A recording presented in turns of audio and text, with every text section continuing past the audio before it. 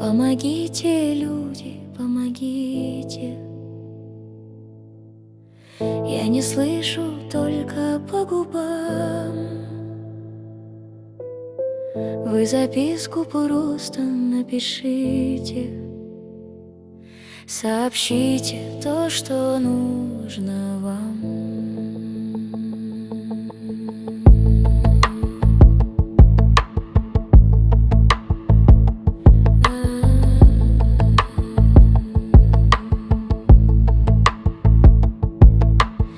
Русский дрон, не бойтесь, он не тронет. Принесет лекарства и еду. Мы нашли вас и уже не бросим. Мы теперь спасем вашу семью. Здесь вы под обстрелом больше года. От Волчанска всюду наяву. Вы дождались русского солдата, не сдались нацисту пылю. Нам до вас совсем уже немного. Пару улиц нужно перейти. Тяжело даются эти метры.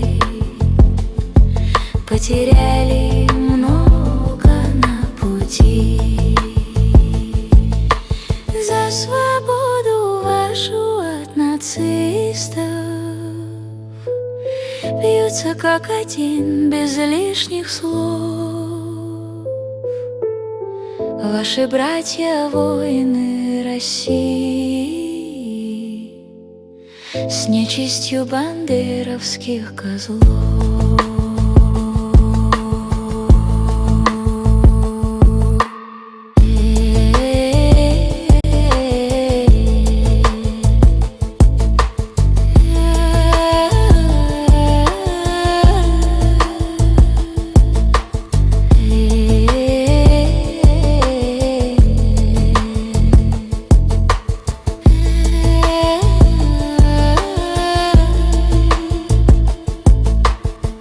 Помогите, люди, помогите. Я не слышу, только по губам. Вы записку просто напишите, сообщите то, что нужно вам.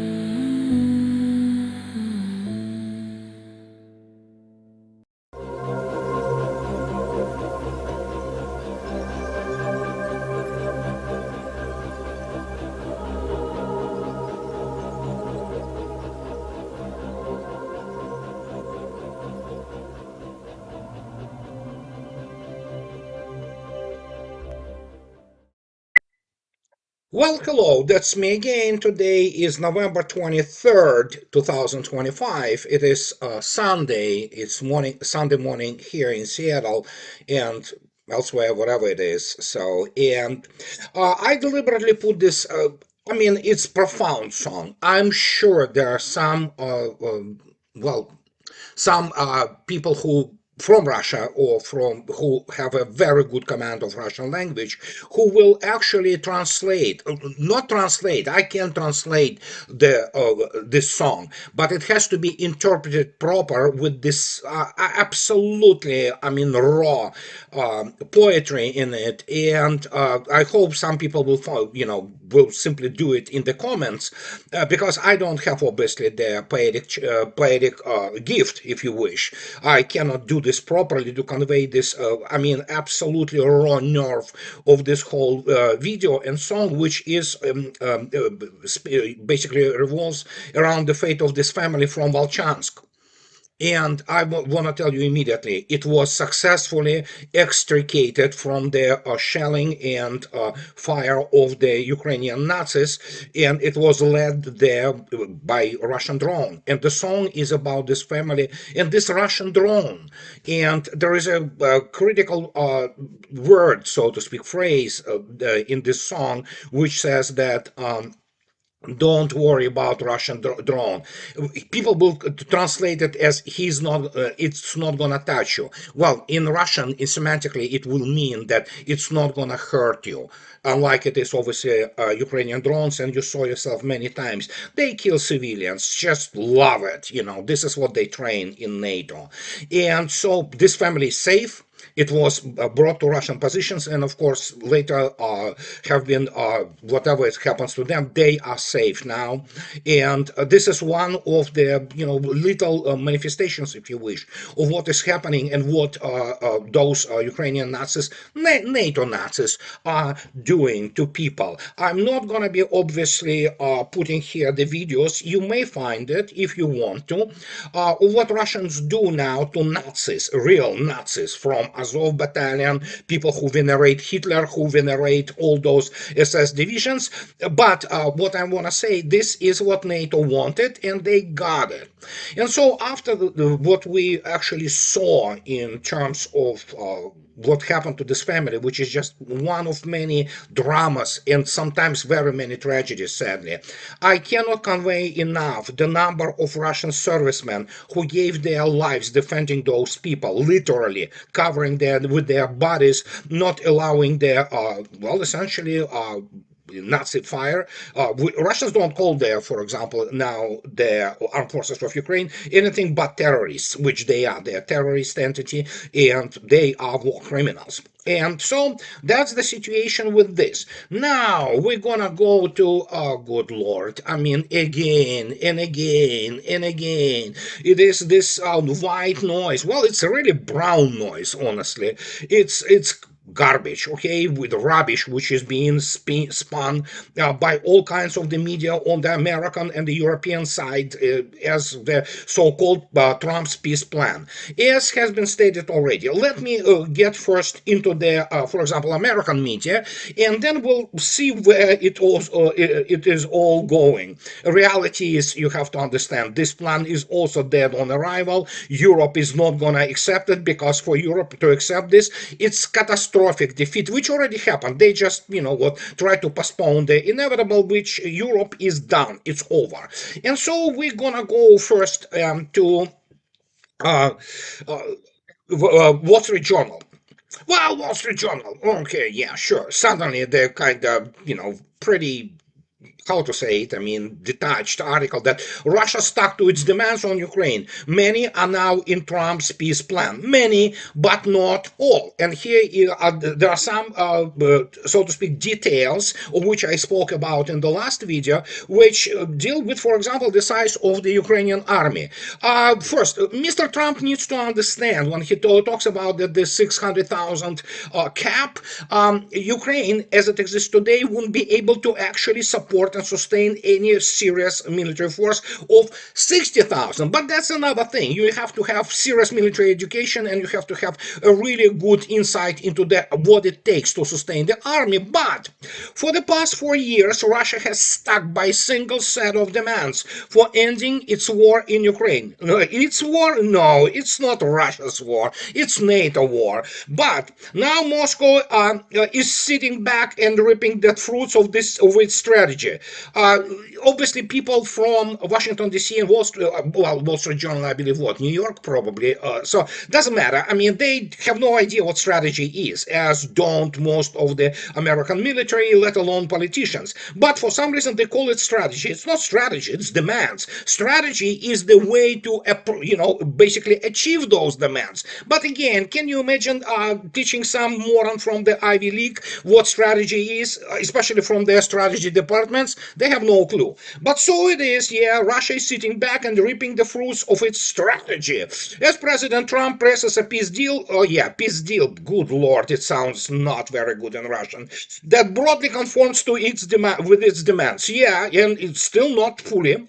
And so the latest 28-point document that Trump has championed as a path to ending the war includes some of Russia's most important conditions. Yeah, some of it, again, not all. Russian position is not changing whatsoever. Fact is, we have to, and I have to repeat again, which everybody knows who have half brain left, that each next proposition by Russia is much worse than the previous one. That's Putin's method, modus operandi. So here's the deal, Russians gave you in the beginning, and take it or leave it. They didn't want to do it. They have this cretin Boris Johnson, who on behalf of the criminal Biden administration sabotaged all this, because they are morons. They are morons in NATO. They are morons in all those, so to speak, analytical circles. They thought that they can, crush Russia. I don't know. You know what? As I am on record, all these humanities degrees, economics, history, and all kinds of things of this nature related to geopolitics and, the military science, academically in the West, it is a fraud. So you have to understand this. All those PhDs as some wonderful people from one of the news organization and real analytical European centers who have real professionals, people of the level of Colonel Jacques Beau, and there are still many of those left in Europe. They correctly stated all those titles, all those PhDs are merely cosplay. They are worthless. Average American PhD in some kind of the geopolitics or whatever related to it, or whoever teaches strategy, is academic fraud. They do not understand what strategy is. They do not understand how it operates. And so we have now Washington Post. Oh my God. And it's yet another rag. And as you can see yourself. So this is David Ignatius. David Ignatius, oh good lord. I mean, yet another know-nothing credential cretin who writes that Zelensky may never have faced a more organizing choice. No, he did. I have news for David Ignatius. I have news for the bunch of the war criminals who staffed the Washington Post, that actually he have faced a more organizing choice. But because these people are stupid, including all those generals from the Wiesbaden group, they never understood what they are dealing with. So Ignatius talks about the US officials tell me Trump peace plan is flexible, but the painful decision lies at its core. Well, it's not painful decision. At its core, essentially, is acquiescence to, well, basically what Russians demanded. And again, it's a no-go. It's take it or leave it. As Mr. Ushakov correctly stated, which of course, as usual, has been totally misinterpreted, that Russia can be flexible here and there, but the core issue, the root causes, there is no flexibility. It's take it or leave it. And then you have to explain to people like Ignatius and again a bunch of those nincompoops which staff, I mean, all those think tanks in the United States and elsewhere, which are as I already stated, academic frauds. They know nothing. I mean, when you look attentively, even at the Council of the Foreign Relations, good lord, find me the people who know what they're talking about. Very few, if any. So, but mostly propaganda and warmongers. And so, what can I say? So, the root causes have to be addressed, and all those details now, which are now being discussed, because it is a brown noise. It is all basically thin air. That's what it is. It means absolutely nothing until Russia says, Okay, it's go or not go. And Mr. Trump correctly states actually that because he is hedging it and he understood that, you know what, it's gonna be rejected anyhow. He stated that, yeah, well, I am kind of flexible. It's not the final proposition to Ukraine, but even now he and actually Mr. Driscoll, who is the Secretary of the Army, and General George, who is the chief of staff of United States Army, they talk about it that they need the reality. They obviously Pentagon at some point of time, and Pentagon, I repeat, I spoke about it many times, and I repeat it again. Pentagon is one of the last vestiges of any kind of the competence in the United States, and they were the guys who said, you know what, those reports from actually Kiev are do not match our reality.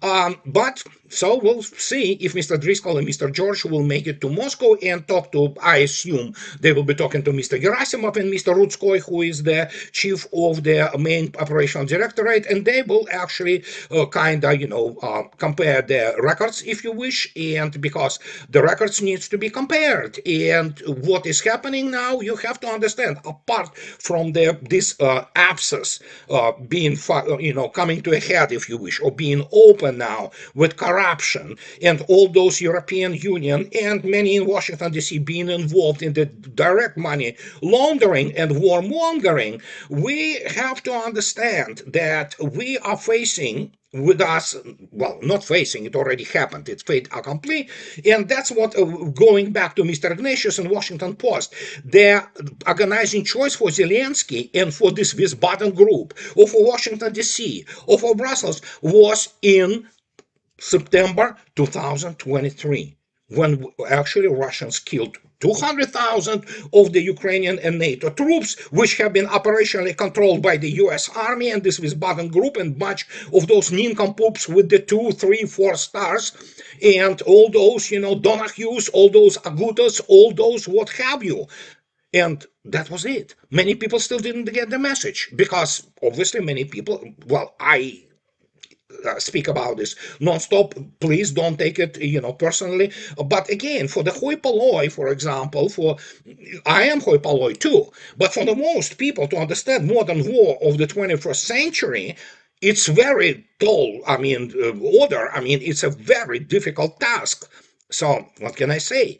They get obviously influenced by all kinds of the propaganda, including from Russia, such as the coverts and shyster, information shyster, who are like Mr. Rybari, Sinchuk, who has no real serious military education, or all kinds of the Patalakas and all that. So yeah, they are shysters. They collect donations. They use them for their personal enrichment, providing some really minute aid for Russian army. But here they are. And so, what do we have now? Well, let's go and take a look at what do we have now in terms of, well, today. So let's go to now traditional thing in terms of the armed forces of Ukraine losses. And so, as you can see yourself, yeah, it's pretty much same old, and the front is extremely active right now. And as you can see yourself, you have the actually on Romanian side looking at the what Russians do to all kinds of the port facilities in, let's say, Ismail and Odessa, and yeah, it's becoming a show. But it's also good that they see it because that will apply obviously more pressure on Romanian government, because obviously nobody wants to experience that. So they stay there and watch this, with interest. Now, and so what do we have now in Gulai Pole? Gulai Pole access, as already have been stated many times, and we go to our good friends Colonel Popov and Marat Khairulin, and as you can see yourself, this is the yesterday's map. Again, keep in mind it is the about 3 days lag.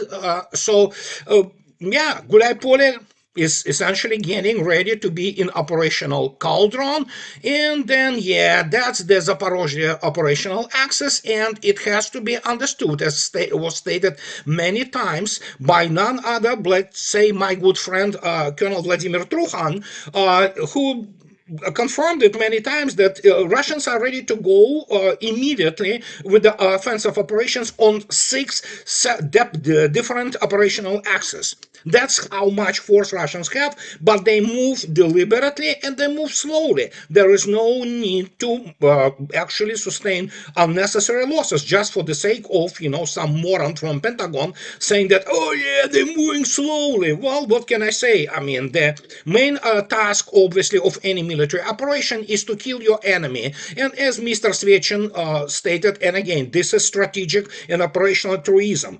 Taking the territory or taking the enemy's territory is a necessary evil. It's not in itself a reward. Fact is, it's the thing which begins to drain your resources, and that is why Russians are moving very slowly and see what's gonna happen. Meanwhile, well, we know that Pokrovsk is a done deal. So, but here it is. While I like this map because it shows actually there are three cauldrons in Mirnograd. As you can see yourself, so number one, it's mopping up. It's Mirnograd bottleneck is completely closed now. So we have the second, which is the called the district western in Mirnograd. It's still being fought for. Then you have the third cauldron, which have been eliminated in Sokhoy Yar. And when you look attentively at these kind of pink things, of which Pokrovsk, which is Krasnoarmeysk, there is a very interesting oval, if you wish, with the mop-up, which is the industrial zone, and they show this blue arrow of those, incessant attempts to kill as many of VSU terrorists as possible because they all failed. Try to relieve somebody in this oval, where the mop-up is continuous, and that's very interesting comment there, which is said that they are trying to extricate somebody from this oval. Yes, we know that there's somebody there who obviously we're not going to be informed about it by the official channels because Russians are very, kind of reserved about it. But yes, there are some big NATO honchos evidently caught in there, and I don't know, maybe they have been already taken. Or if they didn't commit suicide, which I don't think they will, but yeah, so Russians will have more, so to speak, trump cards, if you wish, that, what can I say? I mean, that all comes down to, as, even political, basically now admits that, yeah, Zelensky, lame duck presidency. Oh yeah, they talk about this corruption, but they don't understand. And I, in loops, going back to basically autumn, September of 2023, when the, so to speak, counteroffensive have been utterly defeated. It was destroyed with a catastrophic losses. So, and they say Zelensky lame duck presidency. The damage done to the Ukrainian leader is likely irreversible, but he must aim to restore confidence. So yeah, as I already stated, average American journalist is an imbecile, and so, but what can I say? And so, while this all is happening, we have this Chihuahua, who is in the G20, which is absolutely lame also organization, still better than G7. And here it is, Mr. Macron. And yeah, this is the guy is, oh, good Lord, France. That's who you are. And you elected this moron twice. And don't give me all those excuses that we didn't. You did with the landslide. So Macron rejected the proposal to return to the G8 format with the participation of Russia. So French President Emmanuel Macron opposed the return of cooperation with Russia in the group of eight G8 format, believing that now there are no conditions for this. I have news for Macron and for French and for Europeans. Russia is not coming to G7 because most of G7 are basically economically chihuahuas, as is France, by the way. Russia, I mean, larger economically so much. You cannot explain to some cretin from any kind of the economic think tank in the West how larger it is. And this is when you have even the English, people kind of getting the news they don't like to hear, because obviously even the guy who is Russophobic, he doesn't like Russians, but he has to admit that, on the Hoover, from the Hoover Institute, that, yeah, all those sanctions and all those things failed miserably. Well, because obviously, as always, and you know what, they do not know what is this all about. They don't understand the scales. They do not understand how real economies work. And of course, none of them, not a single dude from any government of, let's say, France, let's say United Kingdom, Germany, they understand any kind of the relation between real economy, R&D sector, and generally fundamental science, and how it translates itself into the geopolitical power of the nation. French don't have any geopolitical power. They are pathetic. They got their ass handed to them in Sahel. They cannot fight. I mean, they don't have real serious armed forces except for the nuclear deterrent, and same goes for all of them. So Europe is not a subject of the international relations nowadays. It's an object.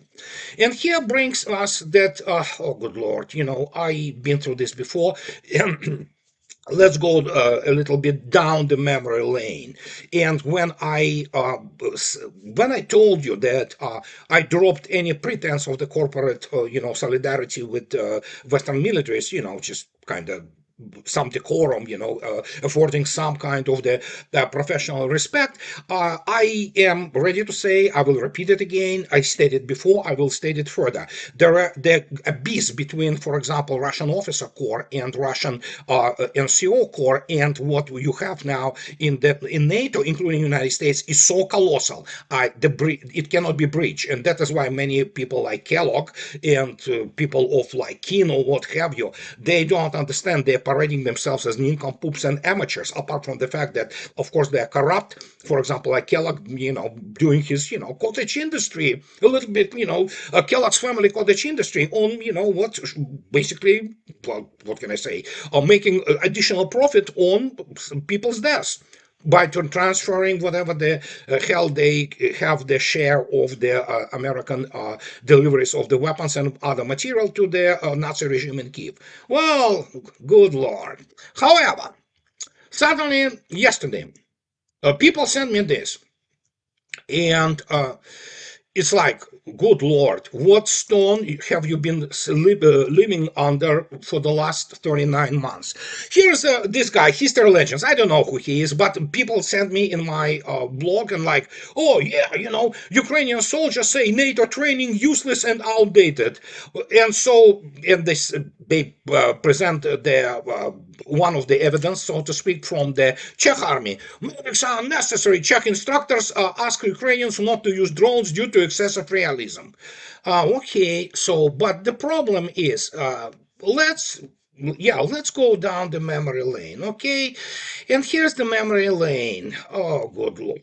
So we start with the one of the American generals. Here it is.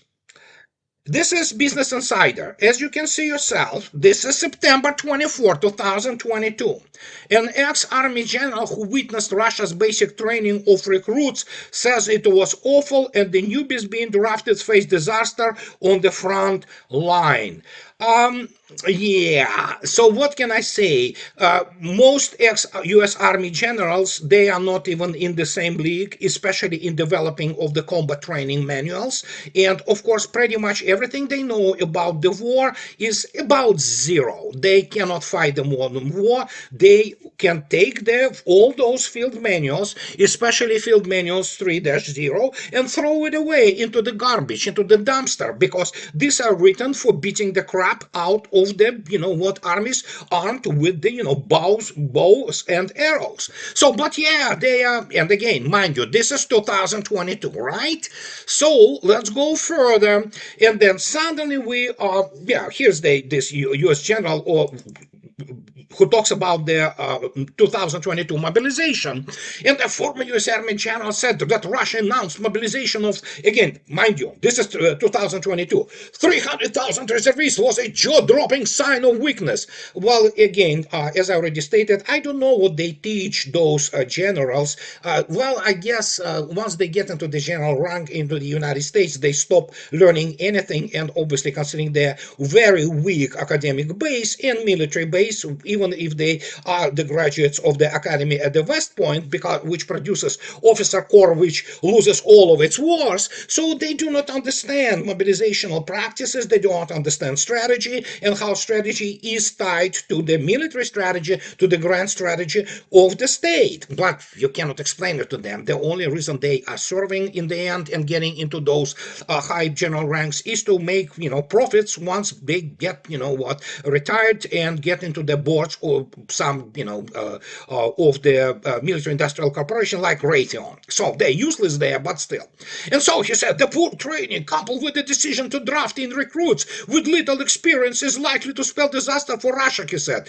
Yeah, we know what kind of the disaster it was in 2023, right? But again, the United States is really good at fighting war in media sphere. In terms of fighting real wars on the ground, not so much. The last one, when they really fought valiantly and performed the real serious, ability to fight of anything, was obviously in Korea, and even that ended up in the stalemate. But now, and so we have and go further, and returning back to this basically screenshot from the yesterday's whatever the military guy who pretends to be analyst. So let's go to 2023. Oh my God.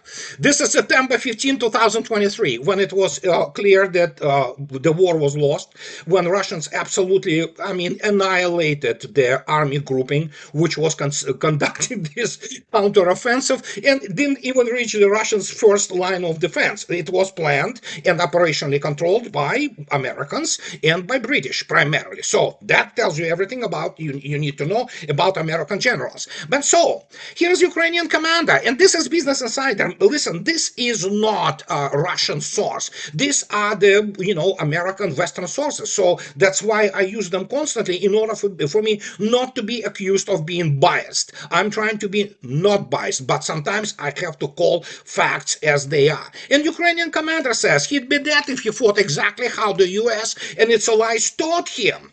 Okay, so this is the headline from 2023, when suddenly this mighty force, which was created by all those American generals and instructors, and you know what. And so you have this guy, again, going back to this Cretan. So he continues to basically spew the same BS, which is the mythology created in the deep recesses of the CIA and all other butthurt guys who understood that actually, if not for the Red Army, that's the whole other story. So United States wouldn't have been the part of this victory, basically collection of their lies. So, and he talks about this Hertling, and look what he says. That horrible leadership by drill sergeants. Well, he knows nothing about drill sergeants. It's that good old myth which is talking about that Russians, how to say it. It's difficult to explain. It's when they talk about lies, they don't understand the basically place of the praporshchik and michman, which is of course NCOs who conduct the drill sergeants. And they are the guys who conduct the basic training, and then of course they train the not recruits but personnel on a very advanced tactical level. And so, but here it is. This is another American general. By comparison, Hertling said that Ukraine army more closely follows the US model after having received training from the US personnel in both individual and unit training techniques since 2014. So we now see, right?